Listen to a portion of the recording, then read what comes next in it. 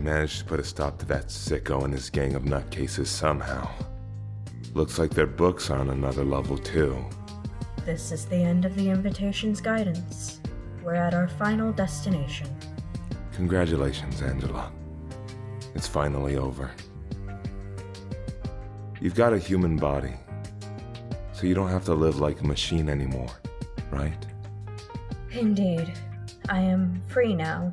All the light has been reclaimed. I have gained a perfect human body and freedom. I've made it with your help. Thank you, Roland. All I need to do now is take my book from the light.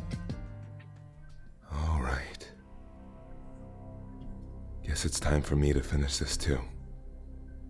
Angela, you can guess what I'm about to do right now, yeah? So it was no coincidence that you came to the library, Roland. You bet. The series of events leading up to this moment was the biggest gamble of my life. I see.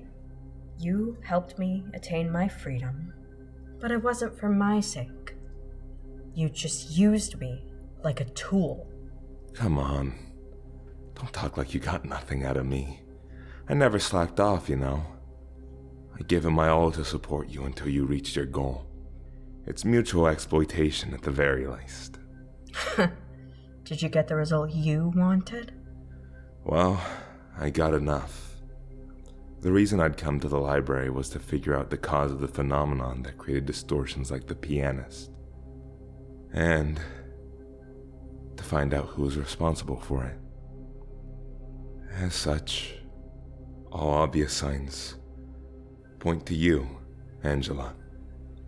None of this would have happened if you hadn't thrown a tantrum in your last moment.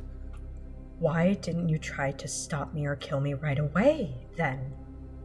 First off, you were simply unkillable when I first met you. Second, I wanted to know why you made the choice you did. And third, I thought that maybe you could make a different decision that I couldn't. And fourth, to bring you the greatest loss, the greatest suffering, at the very end of it all. Right now, you're completely human. You can feel pain as its whole, and experience death. I learned here that you went through your own fair share of torment, frustration, and loss. I can understand why you made the choices you made. And seeing you start to contemplate your aim as time went by, I thought that maybe there was room for another option. That maybe, just maybe, you might choose a different answer. And if you somehow did, by that smallest chance, then I might have been able to find a different solution myself. But in the end, you didn't. Sure, the pain I went through may just be a speck of dust compared to your million years of despair, but so what? That day, I swore myself before that damned piano. I swore that I'd make the city experience the same sorrow of loss, of the frustration that I felt when it took my world away from me. The same as you. Then, who will pay for the misery I went through? There was nothing else I could do. All I knew was to make them suffer the same pain. You're asking me for an answer. If I knew the way, and if I could choose it, I wouldn't have done this drivel. I do know one thing for sure. This is what happens when you try to wash blood with blood. Angela, you have to feel the same sorrow as mine. No, you have to feel even worse than that. You took Angelica from me. She meant the world to me. I sat on my hands as I watched the people I knew die. And I even killed my old friend with his shadowed gloves, just for this moment. Oh, this very moment, I've been suppressing my emotions, forcing a pained smile. Seeing you shed tears is an unfamiliar sight. I'm done with the facade now.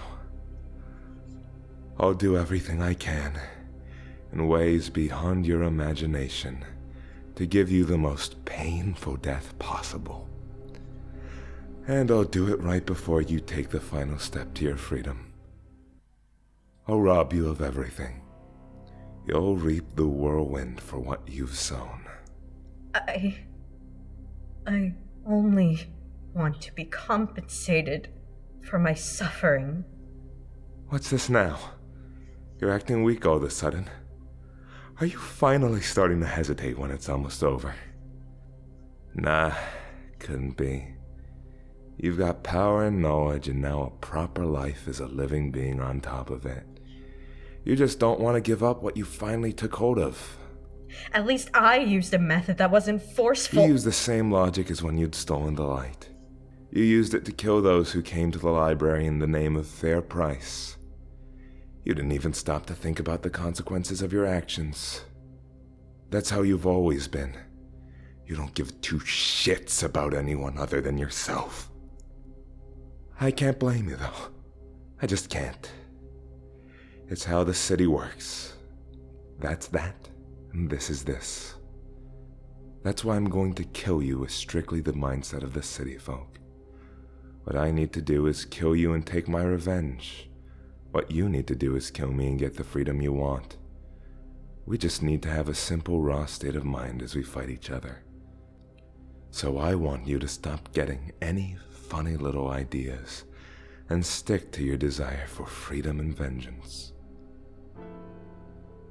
I have nothing but my sorrow, and I want nothing more. It has been, it still is, faithful to me. Why should I begrudge it, since during the hours when my soul crushed the depths of my heart, it was seated there beside me. Oh, sorrow, I have ended, you see, by respecting you, because I am certain you will never leave me. I realize it. Your beauty lies in the force of your being.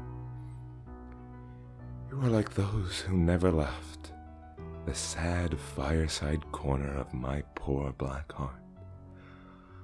Oh, sorrow, you are better than a well-beloved, because I know that on the day of my final agony, you'll be there, lying in my sheets, oh sorrow, so that you might once again attempt to enter my heart.